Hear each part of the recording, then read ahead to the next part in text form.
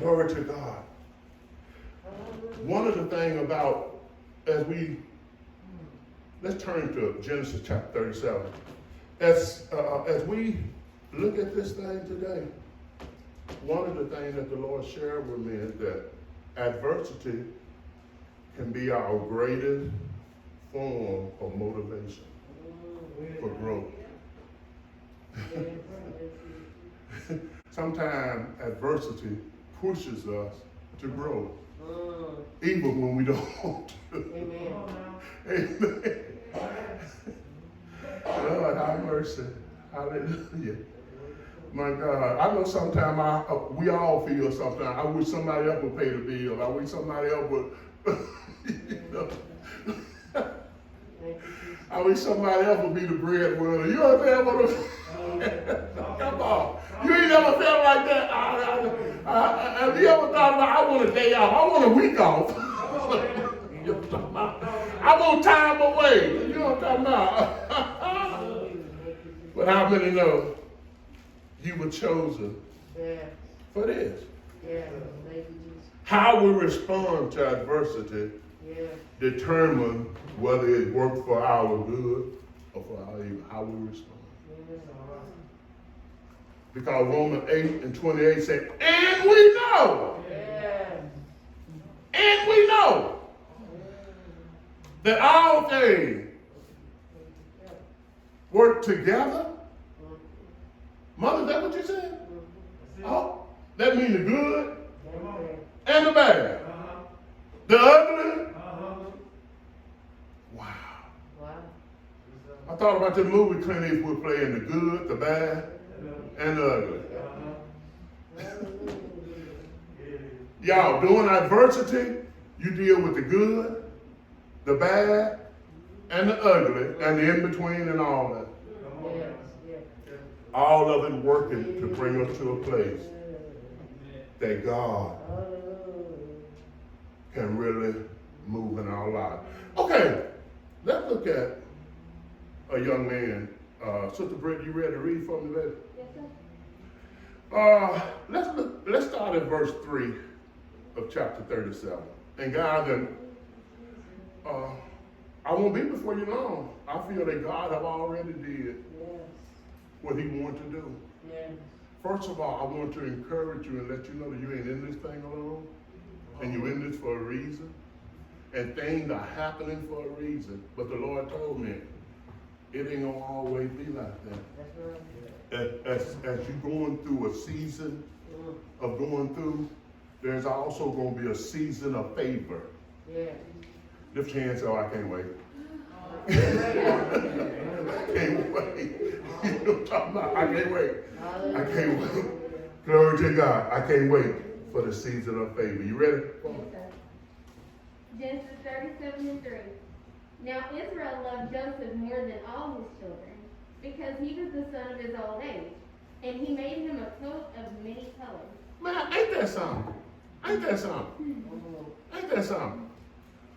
When your parents make a difference, you ain't hearing me. But how many know it do happen? Tell your neighbor, it do happen. It do happen. It do happen. My God, it do happen. And let me tell you something. Joseph knew it too. You ain't gonna tell me, as being a favorite child, you don't know you a favorite child. All right. You ain't gonna tell me if you know what I'm talking about. You get certain perks that all the other children don't get. Let's go. Verse 4. And when his brethren saw that their father loved him more than all his brethren, they hated him and could not speak peaceably unto him. But with all it is, it still didn't interfere with what God had planned for him. All right, come on. You understand what I'm saying? Yes, sir. So even though people may dislike your favor, it will not alter the plans of God in your life. Wow. Lift your hands. I got to stay the course. I got to stay the course. My My God. And God, if you read this, you will see. Go ahead. Let's read a little bit more. Verse 5, and Joseph dreamed a dream, and he told it his brethren, and they hated him yet the more. And he said unto them, Hear, I pray you, this dream which I have dreamed. For behold, we were binding sheaves in the field, and lo, my sheep arose, and also stood upright. And behold, your sheaves stood round about, and made obeisance to my sheep. Wow. Y'all see that? So that's what he said. Yeah. Now his brothers already know you got the father favor. And in the midst of that, you're going to tell me we're going to have to bow to you? And if you read further, eventually it's going to say that even the sun and the moon bow to him. But y'all, think about this. All of that is true. But from the standpoint of what Joseph was, he wasn't ready yet. Some of the promises that God has given us, God, we ain't ready yet. There are some things that we have to go through for God to prepare us. Are y'all hearing me? My God. So there's a reason.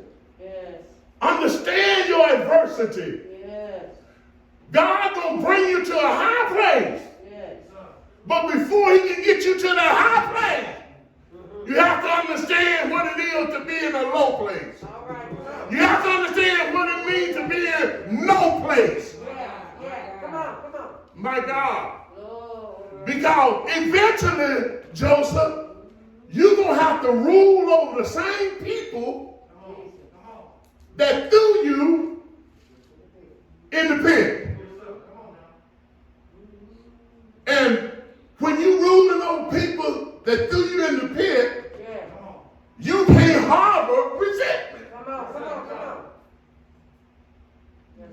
So, for God to put me over the people that put me in the pit, I got to be purged of the pit.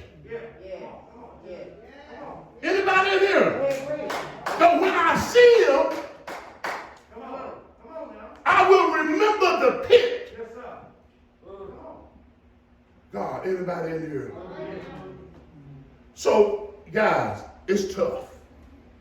It is tough this year. Adversity is everywhere. People are throwing in the towel. God uses adversity sometimes to grasp our attention. Sometimes God uses adversity to show us change is on the way. And I'm positioning you to use you. But before I can use you, I got to know that you're going to go through this time. That you can go through this time. And not only go through, but you can go through this time and still be committed to me in whatever you're going through. And God will let you know it ain't easy. It ain't easy.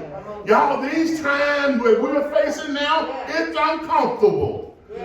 The Bible says in Psalm 105 and 19 that the word that was spoken to Joseph, or over Joseph, came to try him. You ain't gonna hear me.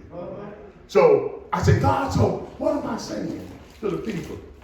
What you going through now is your promise trying you. Oh, Lord, have mercy. Without pain, you won't see the promise. Oh, God, without pressure, you can't enjoy the promise. Without being squeezed, there is no Gethsemane. Gethsemane means all press. It means to press out the mouth. Before Jesus could go to the cross, he had to press out the mouth.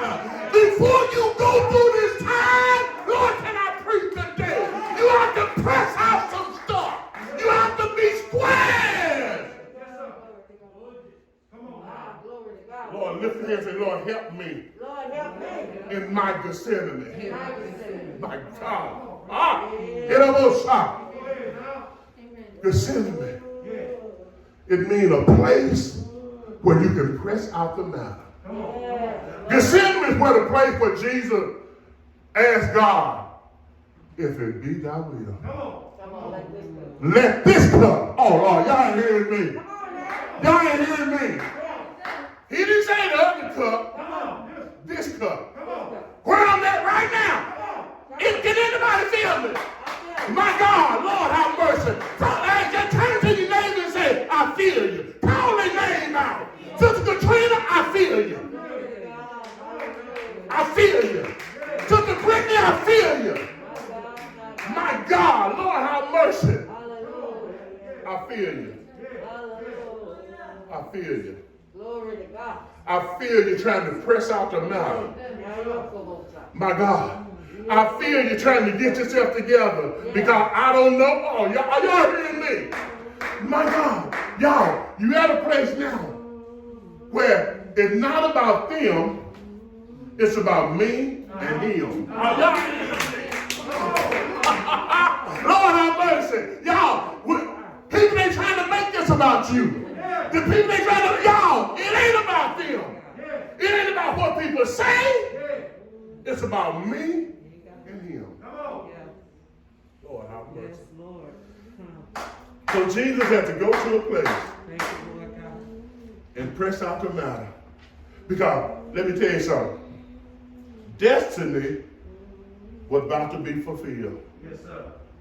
The crucifixion was about to happen.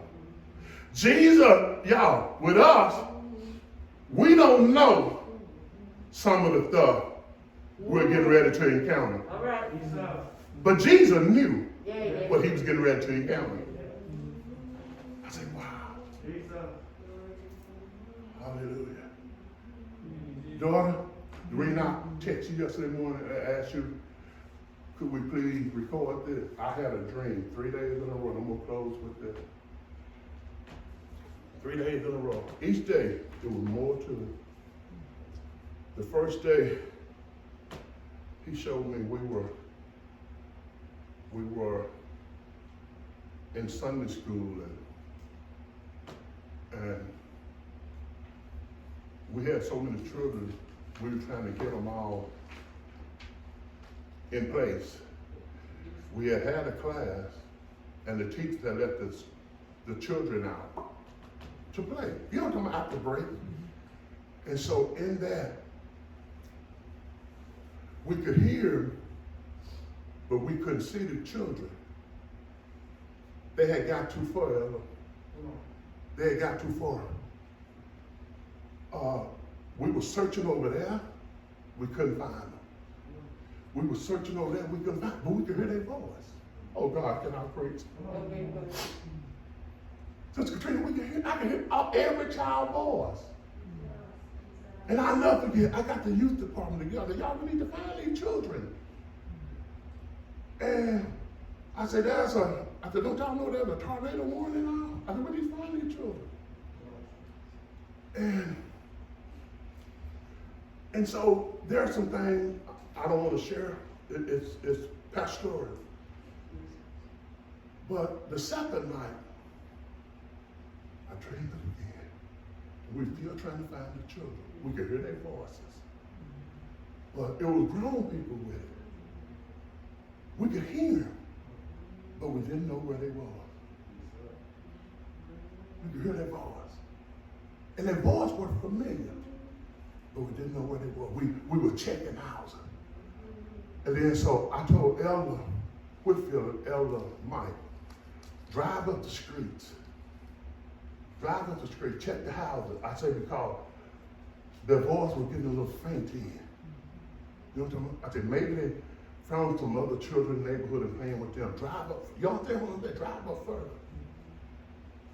But it really hit me when we thought we had time, because even though we know the warning was out, it was still sunny. But on the third night, it got cloudy. And Sister Helen and Mother came out in the yard and they asked me where was the brother. And I said, Ella Mike and Ella Whitfield and some of the rest of them were going trying to scout the neighborhood, see could we bring them back in. She said, I never forget, they both said at the same time, we need to bring these people in the church because the storm is coming. And that stuck with me. Y'all, that's a storm coming. That's a storm coming. And as somebody made a suggestion to, okay, we can hear them. I think it was Sister Trinity said, Pastor, we can hear them. So they can't be so far, so let's do something so they can hear us. You ain't hearing me. If we can hear them, then they ought to be able to hear us. And so what we did, we set a couple of speakers out there. You ain't hearing me. Go ahead, preach. I got you. And we began to sing songs. Come on, man. And it kind of ironic that Elder was playing music this morning that he said, Pastor, he said, we can transfer this music further to reach them. So as the music was playing, there was some way we tuned in our radio though, further on that. You know what I'm talking about? Yeah. So we doubled our distance. Come on, man. Come on. And so as we doubled our distance, Yes. people began to respond. And so the Lord told me, he said, no matter how far people have drifted, Come on, man. Yeah. Come on. you ain't hearing me, Come on. Go ahead, preach. they still can be reached. Come on, man. Hallelujah. But God said, you can't get so caught up that you stop calling them. And you can't get so frustrated with them Come on. that you stop calling them. Yo, do you realize the agonizing part that you can hear your children, but you don't know where they're at? Come on, man. Come on. And each dream, their cry got more faint. And you know what? And the Lord let me know. Life will have you so that you can drift to a place where you can't hear God anymore. And so God said, we can double our distance by crying out. Wow. Hallelujah. Understanding your adversity. So I said, God, what you saying? You know how you feel. And you pray every day. Mother, we were talking the other day. I don't know if anybody heard this, that one of the people on K-Love did like a reprisal or rundown on even if you hear the word on Sunday. And you hear the word. Give us that. Can we interject this, y'all? And you read the Bible once a week. Uh-huh. That's 10%. As you read your Bible more and you pray more, the percentage goes up.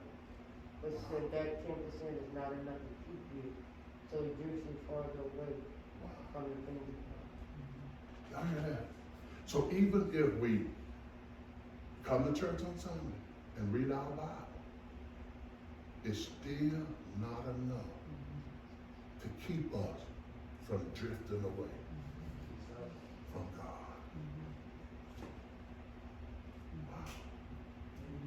Wow. Any witness in it? You know what I'm talking about? Once a week don't work. Once a week don't work. My God, we need that interaction. Anybody in here? My God. Y'all, this critical time. It's critical time. And it's called for critical measures. My God. Let me tell you something. That dream, I'm here to tell you, it's going to stay with me. Because I could hear people's voice, and it was very distinct. I could hear their voice. But we didn't know where they were. And like I said, that's why, y'all, it's good to, because at first I was the only one hearing the voice. And I shared it with the church. That's what I'm doing now. Sometimes we can have so much noise in our lives, we can't hear the cries of our brothers and sisters. Anybody in the house? And so, what had happened, when I shared with you guys, like I said, Sister Katrina came on, she said, well, Pastor, we hear them, but let's do something for them to hear us. I'm not talking about the panic cry, because all that gonna do is cause them to run further. We need to cry out with a hope. You understand what I'm saying? And so we began to sing praise. I never forget, we used that door. We set 2 speakers. But y'all, this the blessed part of that. That as we put the speakers out, and we began to play songs, and like I said, one of the songs in my father's house, one of the songs with evidence. And as we began to play, people began to come back. They began to drift back. We get to them. Not only did the saints' voice or the people's voice that we heard begin to come back, people that had no association with the church began to come. You ain't hearing me. So before you know it, we had a yard full of people. You understand what I'm saying? So sometimes in reaching that which you lost, you will gain others. Are you? Okay. So, y'all, and let me tell you something. I am tired. I'm gonna be honest with you. But yet it's still that energized me. Lord, what more can I do? And I thought about Isaiah when it said, cry loud and spare not. Lift up thy voice like a trumpet in Zion. Show my people their transgression. And the house of Jacob, their what? Their sin. My God. And when I looked at that, it was saying, let them know you drifted off. You drifted off. And sometimes the reason we don't feel that urge to come back to God because we drifted so far from the voice of God. I don't never want to drift to a point. And get this here. The Lord was saying, with all the pain that you're going through during this season, there's no pain like losing a loved one during this time. Anybody know? Amen. It would be tragic to lose someone. I ain't talking about to the pandemic. To lose someone we may could have saved. And we would have took a little extra effort.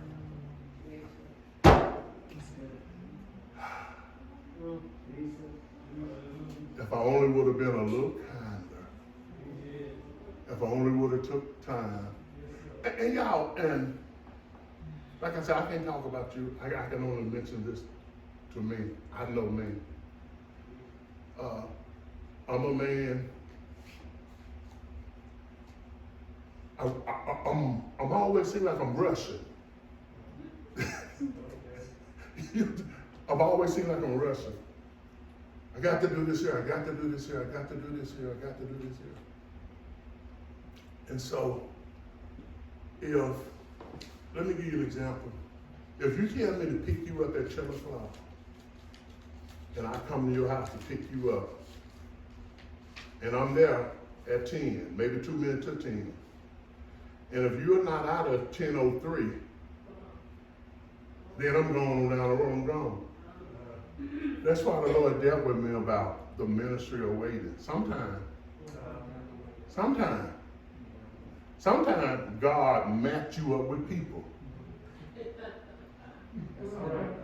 that don't have the same urgency of time that you do. And so, I'm serious.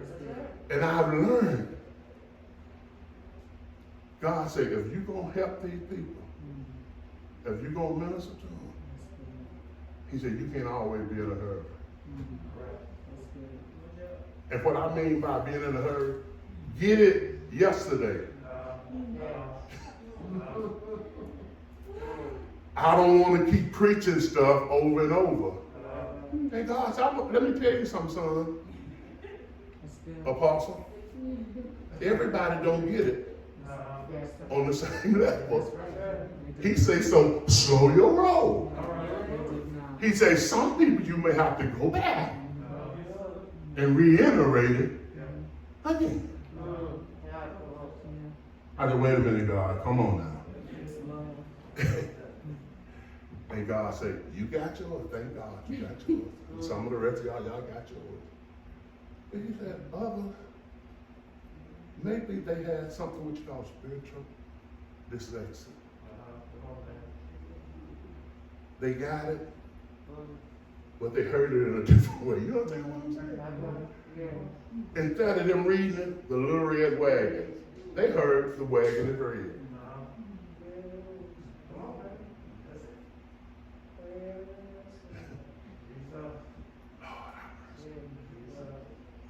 Could that be a reason for your adversity? Slow down, Milton. Slow down. I even get mad. I got mad the other week at the people that Goodyear in Jacksonville, such a case. I went in there and I set my appointment.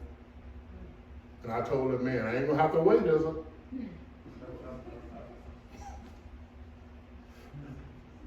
No, something on top of this, bring it in. And I told him when I brought it, I thought you said that.